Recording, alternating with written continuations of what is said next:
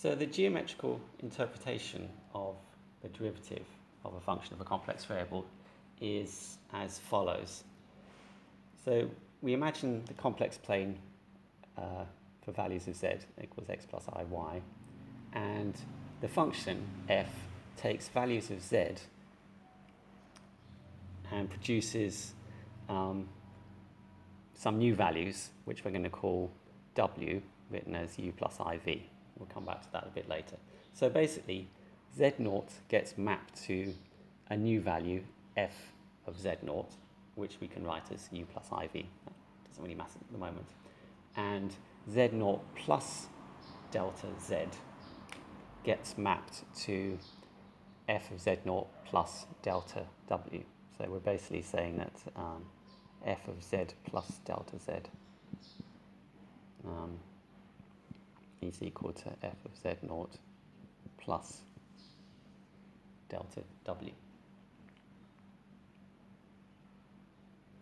Okay, so what does the actual derivative represent? Well, the modulus of the derivative is simply the expansion factor of delta w. It's how much the length of delta w increases relative to the length of delta z. And the argument of f dashed at z0 is the angle through which delta w is rotated relative to delta z.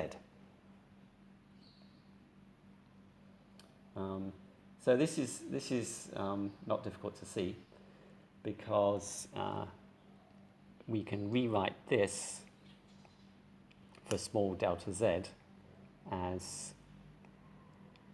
f of z0 plus, sorry, it should be z0 plus delta z, multiplying both sides by delta z equals something which looks like Taylor's theorem, z0 plus delta z times, so f dashed z0 times delta z.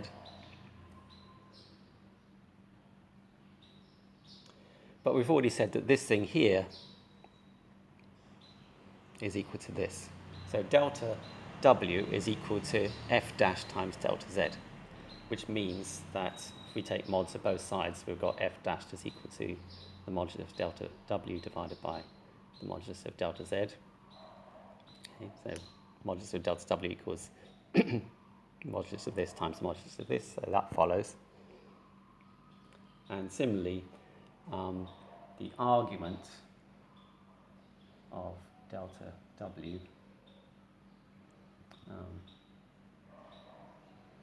is equal to the argument of f dashed plus the argument of z, which means the argument of f dashed is equal to the argument of delta w minus the argument of z.